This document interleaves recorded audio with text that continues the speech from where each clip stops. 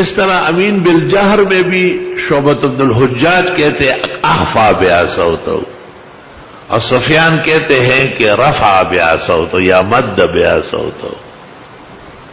تو علماء دین کہتے ہیں کہ شعبۃ بن الحجاج کا جو کہنا ہے حدیث میں وہ قواعد قرآن کے مطابق ہے۔ ادعوا ربکم تضرعا وخفیا، آہستہ دعا مانگو۔ نبی کا عمل ہے اذ نادى ربه نداء خفیا، اور بخاری شریف میں ہے قال عطا آمین دعاؤں۔ تابعین اور فقہاء کے استاد امام عطا کہتے کہ آمین دعا ہے، فلا یجہر بها بل یخفى بها، کما ہوا موقف الامام ابی حنیفہ عن نعمان وجماہیر الصحابہ والتابعین والاتباع معہ۔ تفصیل کے لیے استاذ گرامی قدر فقیہ امت شارح البخاری و ترمذی کی شرح ترمذی معارف السنن قابل دید ہے۔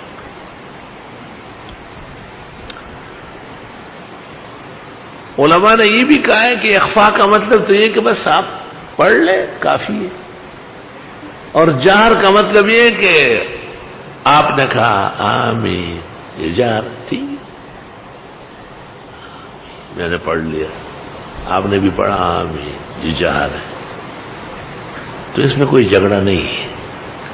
جھگڑا کس میں؟ آمین، جیسے کوئی غیر مقلد جو ہے نا ٹٹو مسجد میں گھسا ہوا ہے، آمین۔ یہاں ایک تھا پیچھے آ کے کھڑا ہوا، میں بھی اتفاق سے اس کے ساتھ کھڑا ہوا، تو مجھے دیکھ کے ایک تو ٹانگیں بہت کھولنے لگا، پتہ نہیں کہاں کہاں ٹانگیں لے گیا، اور دوسرا ہی کہ جب ولد والین امام صاحب قاری صاحب نے کہا تو اس نے بہت بلند آواز سے آمین۔ نماز کے بعد میں نے کہا یہ آمین آپ اپنی طرف سے کہتے ہیں یا سب کی طرف سے؟ کہ چونکہ آپ لوگ نہیں پڑھتے تو میں سب کی طرف سے پڑھتا ہوں۔ میں نے اسی کو تو مشرک لعنتی کہتے ہیں۔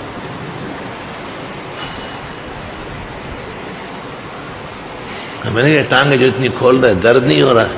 کہا بہت ہو رہا ہے، لیکن شیطان سوار ہے۔ تو اللہ تعالیٰ ان کی عادتوں سے امت کو بچائے، بس ایک بد تہذیب فرقہ ہے۔ آپ کے سامنے کھڑے ہوگا تو صحیح کھڑا ہوگا، اللہ کے سامنے ایسا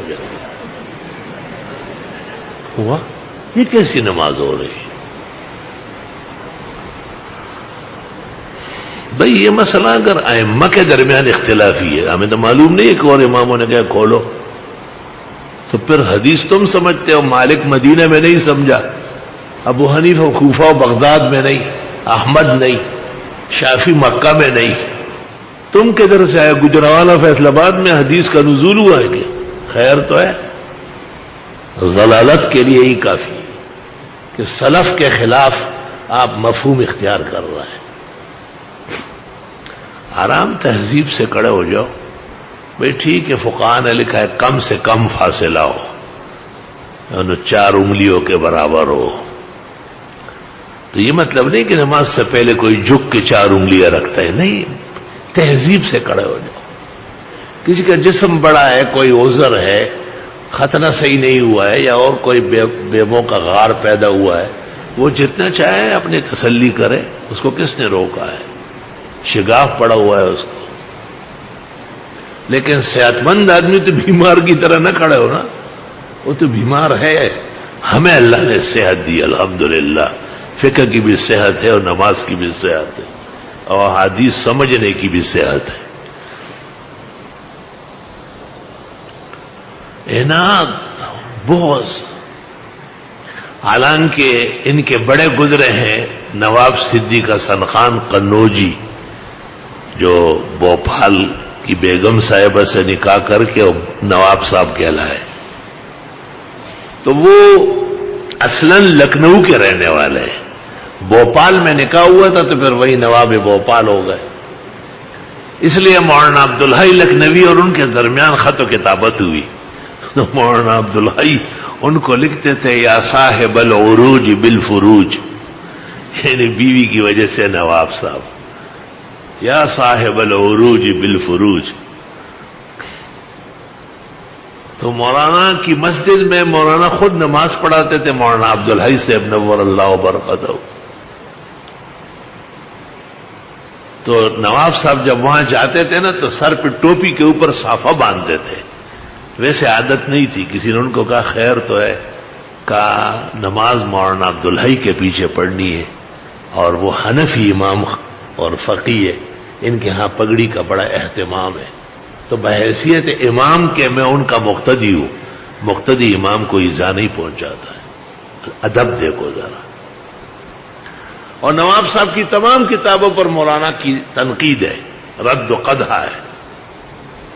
جب مولانا عبدالحی صاحب کا انتقال ہو گیا تو نواب صاحب نے اپنے طالب علموں کو، دوستوں کو جمع کیا، قرآن شریف پڑھوایا، بڑی دیر تک قرآن شریف کے سپارے پڑھے گئے، اور پھر جب قرآن شریف کا ختم پورا ہوا اور سپارے جمع ہو گئے تو نواب صاحب ممبر پر بیٹھ گئے اور انہوں نے کہا مولانا بہت بڑے عالم تھے، حنفی فقی تھے، اور ان کا مجھ پہ بڑا احسان ہے کیونکہ میری کتابوں کی غلطی بتاتے تھے، اس کے بعد میں اصلاح کرتا تھا، آج سے وہ بات ختم ہو جائے۔